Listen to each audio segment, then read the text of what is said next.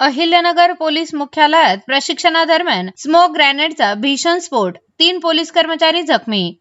Ahilyanagar police मुख्यालयात सुरू असलेल्या नियमित प्रशिक्षण सत्रादरम्यान स्मोक ग्रेनेडचा अचानक भीषण स्फोट झाल्याची गंभीर घटना घडली। या अपघातात 3 पोलीस कर्मचारी जखमी झाले असून सुदैवाने मोठी जीवितहानी टळली आहे। या घटनेमुळे पोलीस मुख्यालय परिसरात काही काळ भीतीचे वातावरण निर्माण झाले होते। मिळालेल्या माहितीनुसार पोलीस मुख्यालयात प्रशिक्षणार्थी कर्मचाऱ्यांना विविध सशस्त्रे, सुरक्षा साहित्य आणि आधुनिक उपकरणांची माहिती देण्यात येत होती।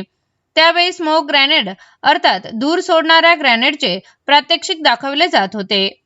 प्रात्यक्षिक सुरू असतानाच अचानक संबंधित ग्रेनेडचा प्रशिक्षकांच्या हातातच जोरदार स्फोट झाला। स्फोटचा आवाज मोठा असल्याने परिसरात एकच गोंधळ उडाला।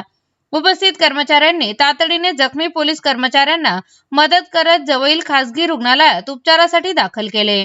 डॉक्टरांनी दिलेल्या माहितीनुसार जखमी कर्मचाऱ्यांना किरकोळ दुखापत झाली असून सर्वांची प्रकृती स्थिर आहे।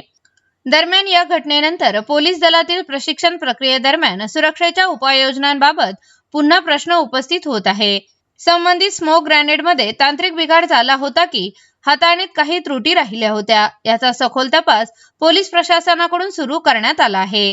तसेच भविष्यात अशा घटना टाळण्यासाठी प्रशिक्षण पद्धती आणि सुरक्षा यंत्रणेचे पुनरावलोकन केले जाणार असल्याची माहिती सूत्रांकडून मिळत आहे।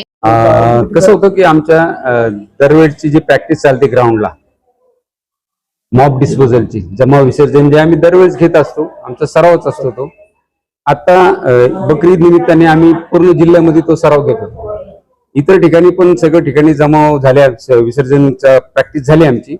आज RCP 1 आणि 2 QRT यांचा संयुक्तरित्या आम्ही सराव घेतला। सराव घेत असताना प्रत्येक स्टेपला आम्ही त्यांना कसं पुढची कारवाई काय असं करत असताना गॅस सेक्शनचा जे वापर असतो त्या कारवाईपर्यंत पोहोचल्यानंतर त्यांना दाखवत होते की गॅस जे आमचा प्लास्टिकचा एक सेल असतो, ग्रेनेड असतो, तो सेल आणि ग्रेनेड कसं फोडायचं हे प्रत्यक्षिक दाखवत असताना संबंधित जवानाकडनं पिन काढली गेली आणि ती लिव्हर पट्टी चुकून त्याच्या हाताकडनं सुटली, जेणेकरून लिव्हर पट्टी सुटल्यावर तो ब्लास्ट होतो, फेकल्यानंतर थ्रो केल्यानंतर तो ब्लास्ट होतो आणि चुकून त्याच्याकडनं सुटली आणि ते त्याच्या हातात ब्लास्ट झाल्यानंतर त्याला करंगळीला मार लागला। ह्या करंगळी मधला जॉईंट जे आहे तो जॉईंट निसटला आहे आणि त्याच्यावर केबल वायर केवाय करून ऑपरेट करणारे अधिकारी, बाकीचे 2 जण त्याचे शेजारी होते, ते किरकोळ जखमी झालेले आहेत। साधारणतः किती कर्मचारी जखमी झाले? 3